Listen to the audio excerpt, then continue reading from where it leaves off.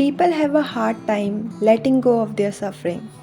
Out of a fear of the unknown, they prefer suffering that is familiar. By Thich Nhat Hanh. There is an important distinction to make when speaking about suffering. When I mention suffering in this book, I am referring to psychological and emotional suffering.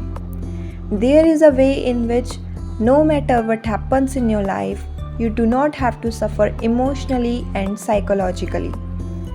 I am not saying that what we go through is all in our heads or made up.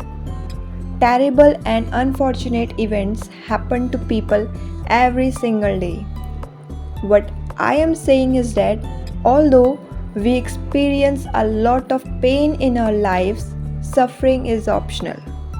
In other words, pain is unavoidable.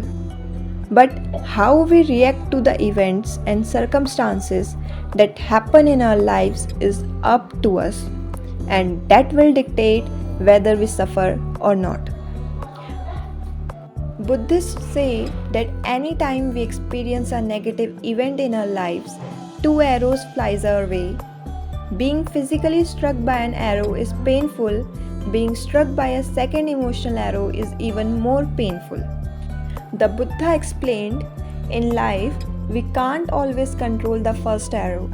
However, the second arrow is a reaction to the first.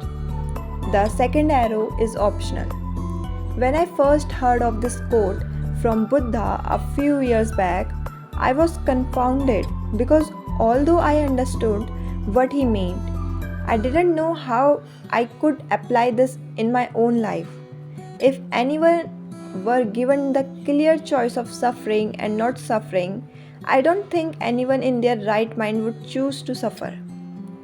How can I just choose not to suffer?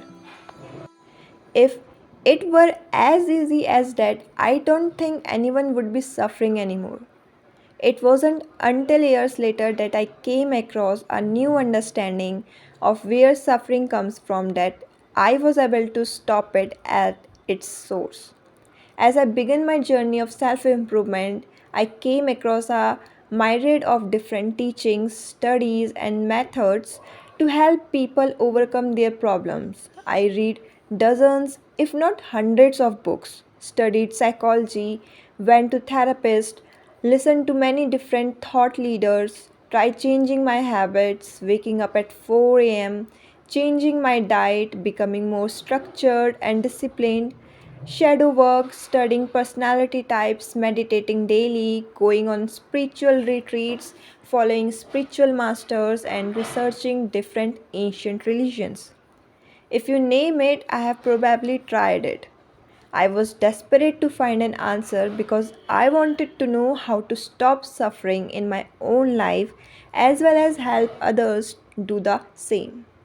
Although some of these things did help me improve incrementally, it didn't stop my suffering. I still always felt extremely anxious, fearful, unfulfilled, irritated, angry, frustrated, and heavy every day. Even after doing all of that, I still didn't discover the answer. And if I am being honest, I was even more lost than before I started on this quest. I felt purposeless, hopeless, and directionless. I didn't know what to do anymore, where to look, or who to talk to. It wasn't until I was in my darkest hour that a glimmer of hope began to lead me to the light. All of the sudden, after years and years of searching, I stumbled upon one of my first mentors that taught me how to become a coach, and he revealed to me the answers of how I can elevate my own suffering. The answer I discovered was in the understanding of how our minds work and how the human experience is created.